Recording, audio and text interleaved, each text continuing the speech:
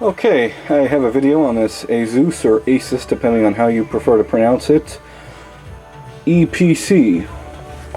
No model number, so it must be on the bottom here. Let's see here. And Asus Eee PC 1001PX.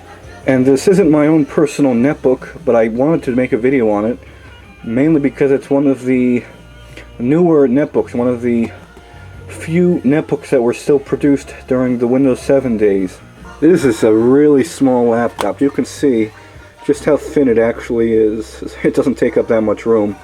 It's kind of nice because it's really, this is about the same weight, just a tad heavier than my actual camcorder that I'm using to record this with, so that's very surprising.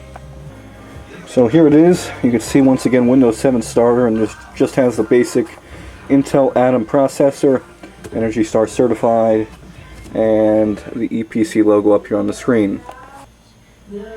Can we get some decent music on? Really? That's better. And it's got a weird kind of DC input power jack. It's actually one of the smallest smallest DC power jacks I've seen on a computer. It's got a VGA jack, a USB port. It does have a fan and an SD card slot. And then over on this side we have one of those, which I can't stand, one of those headphone slash microphone combo jacks. So if you want to use headphones and a microphone at the same time, you got to use one of those, what are they called? The whatever they are, the three-prong jacks that you use for like in a cell phone headset. And it actually looks like it's been cracked. USB 2.0, Kensington lock, and the Ethernet jack. And this plastic thing is coming undone again. That covers up the latch. I don't know why that's broken. Alright, just turned it on right now. Now, my thoughts on this computer, honestly, are... Well, let's try to do that again and get into the BIOS. My personal opinion with this is that with Windows 7 Starter, it's quite a bit sluggish, and Windows 7 Starter on netbooks seems to have a very mixed bag of reviews if you read it online and ask people for their thoughts and things like that. Windows 7 Starter I really think wasn't fully optimized for a netbook type environment. I mean, with their limited resources, 1 GB of RAM, and Intel Atom, really nothing special, usually 5400 RPM hard drives.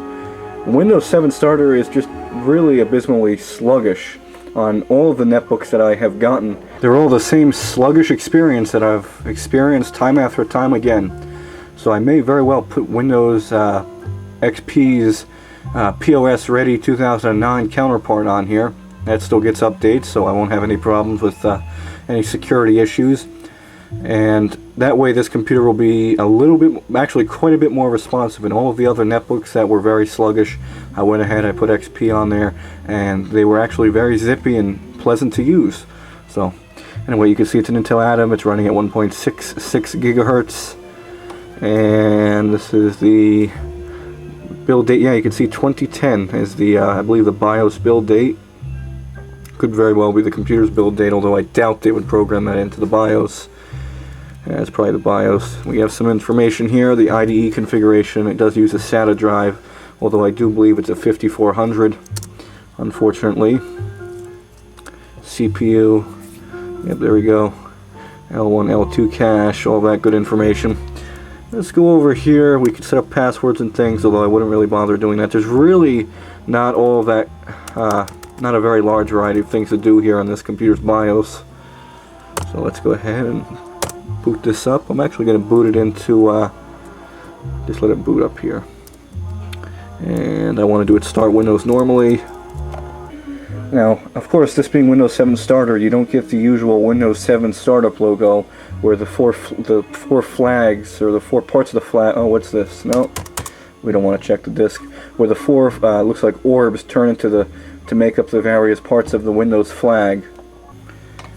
Now, it seems that the previous owner has left their password on it. I'm not going to show the username, that's why my finger is there, because it shows their, actually their last name. So I'm going to do a little trick I've learned, if I place the camera down, to bypass that password. And it's surprisingly easy when you really think about how much work is involved. Well, before I do that though, it does have a 240p I think it's like called a Q. Their technical term is a QVGA webcam. Terrible quality, really is terrible. But if you're using it just to take very basic video or photos, I mean, it would work, but the quality is just absolutely terrible. And it does have an internal microphone, which does sound surprisingly good. I know a lot of people really don't care about the audio quality of their laptop's microphone. They just use it for Skype and things like that. But it actually sounds pretty good. There's quite a bit of bass frequency response as well as treble. And it being up here, unlike on my ThinkPad where it has it right here where the hard drive is and the fan, it picks up a lot less noise of the computer's thinking, if you will. We've got a whole slew of function key functions here. This is these function the way they should be on a laptop, where to access these shortcuts you have to click FN and the function. So if you want to use F1, F5 to refresh a page, you just click F5. But if you want to turn off the screen, you have to click function and then the key. And this does have a trackpad here, no track point or touch point or anything like that, like on my ThinkPad. Nice, it's smooth. I kind of like when it's a matte finish, because you can see just how they begin to wear out. It starts to get like this greasy, shiny sheen. The matte ones take a bit longer to wear out.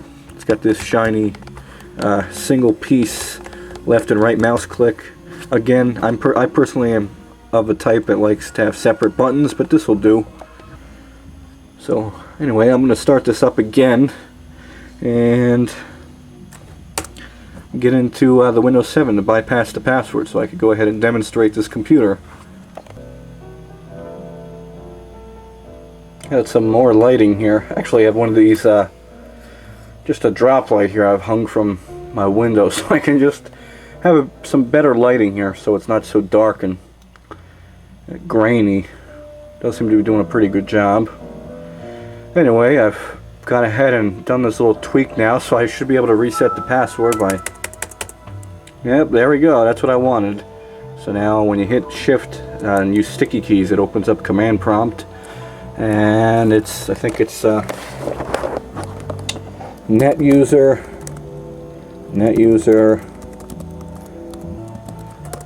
Yep, there we go. So with this I can now modify the password. Oops, I think I pressed the wrong key there.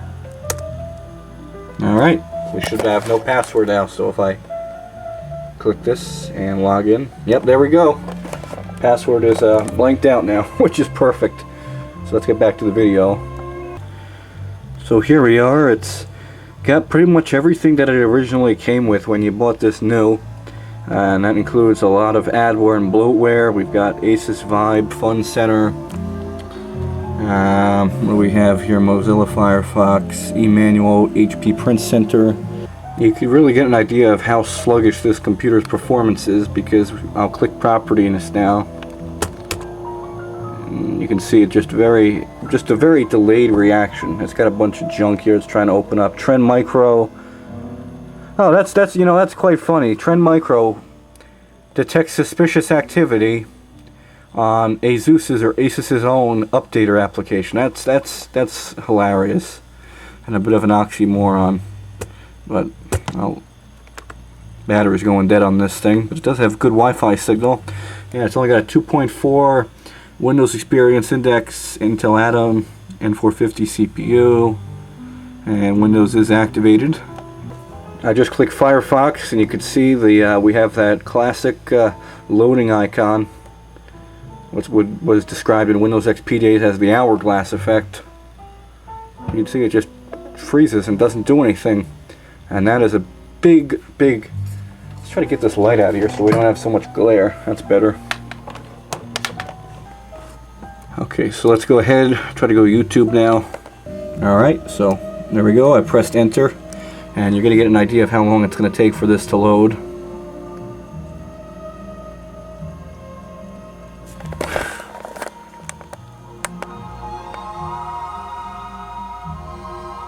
Yeah, that's strange. I don't know why that just did that. It opened two Firefoxes for some reason. That's strange. Alright, so let's just play a basic video here that's on here.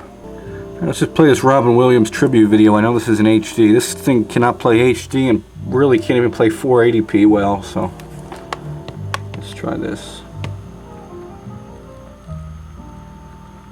Yeah, you can see just how buggy it is.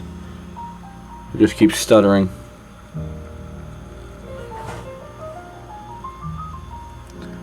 Let's put the volume up here. You see, I click the volume and it doesn't respond. It just locks up. This is I just can't stand this kind of. See, there I go. I click the volume. It's all the way up. You can barely hear this. They put the speaker right here and you could barely hear it. I don't know why. So, anyway, that is the Asus Eee PC. That is a new computer, but I think is going to be downgraded to Windows POS Ready 2009 very, very shortly, because this computer is really, I'm going to go ahead and say it, it's unusable with Windows 7 Starter on it, and I don't think installing Home Premium or anything else like that is going to fix the problem.